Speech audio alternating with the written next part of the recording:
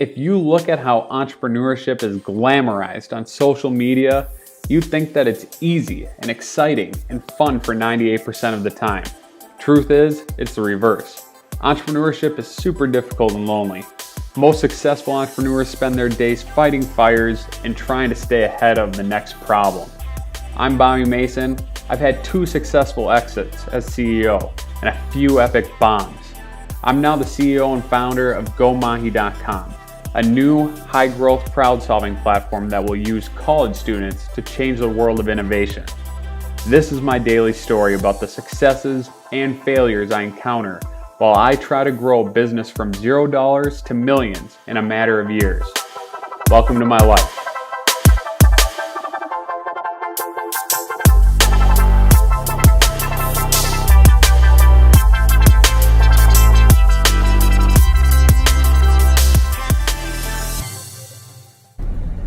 Good morning, everybody, and welcome to the balmy, warm, hot Minnesota. See that out there? Just hot. It's a scorcher today. It's 30 below and the windshield is 65 below. So pretty nice. That is a great way to start the morning. It really wakes you up. I was thinking though, this is just my random daily thought of the day. Maybe I'll start a section like that. But how is it possible that we have not figured out a way to instantly heat up our cars, where it's just turn on the car and boom, heat? Or how have we not figured out how to heat things without gas and electric? It's a little confusing. I mean, maybe that's impossible, but it's just a thought, because here's why it was a thought. I'll tell you why. One of our heating units in our building that we own is just not doing its job, and it's shutting down every 15 minutes. So I'm pretty much just sitting there hitting the breaker every 15 minutes to restart it, or else the whole building will freeze. So that's why I'm curious. I'm curious why there isn't a better way to heat things, or why there aren't backup heaters in buildings so we don't have to deal with broken heaters when it gets this cold. Well, that was a random tangent that I would say just about nobody cares about. So good for you if you're still listening. Let's do the little daily update, huh? Little biz update. Today I'm pretty pumped because I get to talk with my boys being the entrepreneurship crew at Educating Entrepreneurs, and we'll be doing our podcast today. It's super fun to do it once a week. It's called Pocket Thoughts if you ever wanted to look at it, but I'm really not making a plug for that. But I'm excited for that. It's always good to catch up, figure out where we're at on our journey, and see what we continue to improve on. Second big thing is social media. Holy crap, does that take a long time. I worked on putting together content for all of you. Man, I was just working on the images that I was going to upload for, I don't know, probably 6 hours yesterday. And it kind of sucks not having a team of individuals to do my own personal social media. I'm thinking about doing it.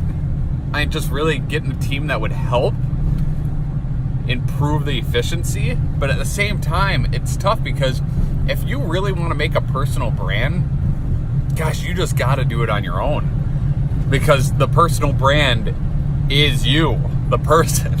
So that kind of blows. I mean, I like it, but it also takes up so much time. And as I've mentioned before, I'm running multiple companies, and it's hard to find the time. It really is. I did that yesterday, and it was a good time. I also, I was doing some mentoring, so I was judging some investment pitches. And I ran across an idea yesterday for senior citizen education that just blew my mind. I hope all of you guys will see it someday. I already reached out to this individual and asked if I could start talking about it, so hopefully I can share it with you guys in the future. But Their pitch was one of the most professional pitches I've ever seen in my life. Hands down, you will blow people away if you're making a pitch if you know more than any other person in the room by far. And this individual, she knew so much more than anyone in the room that it just blew you away. You didn't feel like you couldn't make one contribution to the pitch because she covered everything. It was pretty impressive. So I spent a lot of time yesterday doing that, but I also had a lot of pitches that were just crap. And what I mean by that is, everyone is so focused on their product or their idea. I think that's great because, your idea is important, but you also can't forget that when you're pitching to investors, they care a lot about the team. The major flaw I saw in most of the pitches is none of them really addressed their team and what each team member brought to the table. That's problematic in my mind. Because, I think ideas are great. Like, you could have an amazing idea, you could have a decent patent, but if you come to us and you ask for $250,000, I'm going to care about the team that's spending that $250,000. So just remember, when you're pitching anything, remember you're a person, and emotionally, we as human beings, we're drawn to other people that we relate to and trust. So put a little more emphasis on you in the pitch. Put a little more emphasis on what you've done, what makes you experienced enough to follow through with what you're saying you're going to follow through with. And if you don't have the experience, that's all right. Just be honest. Address why you think, even without experience, you're the person for the job. Because that's ultimately how I'm making most of my decisions when it comes to mentoring startups or looking at investment opportunities. So just make sure you're honest. Be yourself and really share your personal goals and your personal abilities and what your skills are. So that was the other thing that happened yesterday. So that was pretty fun. Third thing that I'd like to kind of address, or maybe this is the fourth thing I lose track, is figuring out how to deal with interns. So if you guys looked at our social media Master the Start page, we just started posting, and it's tough because I want to give my interns the bandwidth to explore as much as they want on their own without me hindering their progress. Like, I don't want to hinder their creative. I want them to be able to do it on their own because I think that's how you learn. But I also have a tough time because one of our interns, he's super smart by all means, and I'm sure he has more experience in marketing than I do, but his strategy is to make everything look real uniform on the social page. And I can see that. I can understand why people like that. They want to have a pretty feed. But I've just found personally, my feed is all over the place. But I get a whole lot better engagement because it's all over the place, I think. I don't look like, my personal Instagram isn't really commercialized. So I'm having a tough time knowing how many weeks I let my interns run with social without saying anything. And I don't know if any of you guys have any suggestions. If you do, shoot me an email. But I'm thinking I'm going to give them about 3 weeks. We're going to go in 3-week stretches. I'm going to review their work. And then I will basically give them my feedback and what I think needs to be improved. And we'll see what happens from there. So that's what's happening with the old interns. I think it's just important for all of us to realize that we have so many problems. Not problems. We just have so many things that we have to think about every day. And every day something new comes up. If you're running a business, one day you're thinking about interns, the next day you're thinking about heat. It's insane. It's a lot of stuff, but luckily if you are a decent leader, and I'm not saying I am, what you love to do is fight fires, and you love these problems, and you love to figure out a way to solve them. So that's pretty much what my day, I should say. That's what my Tuesday consisted of. Oh, not to forget, I actually had some fun on a Tuesday, which is pretty strange. I don't remember the last work day that I took off in the evening to go do something fun. I actually left work at 6:30 to go to some band of some sort. Went there from 7 to 9:30. Took those 2.5 hours off before I went back to the office. That's crazy stuff. It was kind of fun. Just thinking about maybe I should take a few more breaks during the work week just to unwind, but I don't know. We'll see if I can do that or not. Oh, big shout out, Benny Mox.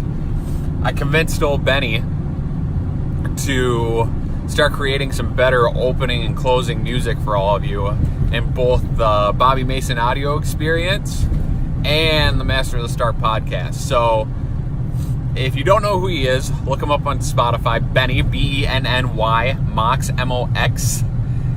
He's got some good music. I think he's gonna be a big star. I'm pretty excited for him, and he's super smart. So super excited for that kid. I'm excited to see what his openings and closings are for us. If you guys have any suggestions, please leave me a comment. Not leave me a comment, just send me a message, for goodness sakes. My email's out there everywhere. Email me. I'll get back to you. I think that about wraps it up. I think. Or else I'd be rambling.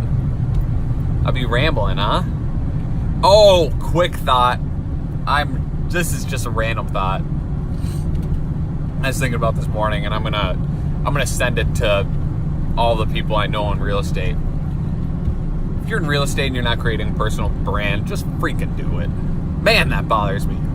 I would honestly, if you had a strong personal brand and you were teaching me something every day, I would so quickly use you to buy my properties over anybody else. It just doesn't make sense that people don't do it. Like, everyone's doing the same pitch. I've been looking at real estate agents, like, social media accounts, and it's like, 5th closing, sold this for X amount of money. Oh, we got a new house. No one cares. It just looks like a big billboard ad. Stop doing it like everybody else, please. I'm begging you. Just do it differently. Yeah, you know what? Maybe the first year you won't see a lot of results. But this is a long-term game. If you really want to make a big dent in the real estate game, you got to think long-term. You got to do things differently. Because ultimately, if you're doing it the same as everyone else, you're competing with like 1 million agents. It's absurd. So please, I don't know if you can trust me or not, but just trust my advice. Just try it. Be real honest with everyone. Like, if you're a first-time real estate agent, don't fake it till you make it. Like, your post should be year 1, day 1, here we go, I'm trying this real estate thing. Like, I have no idea what I'm doing. I'm going to learn, and everything I learn, I'm going to teach. Everything I learn, I'm going to share. Everything I learn, I'm going to follow through on. And make sure you explain, like, got my first client today, but they dropped me because I'm inexperienced. That hurt. That sucked. I mean, that's big. People will follow that. People will love that. It's really important. And I know I need to do a little more of that with Go Mahi here, and I think I will start doing that. And we'll see how you guys like it or don't like it, but I'll try to get a little more in-depth at how we're doing, what we're struggling with. And hopefully I'll remember to do that tomorrow. So, have a lovely Tuesday. No, it's Wednesday. Have a great Wednesday. We'll talk tomorrow.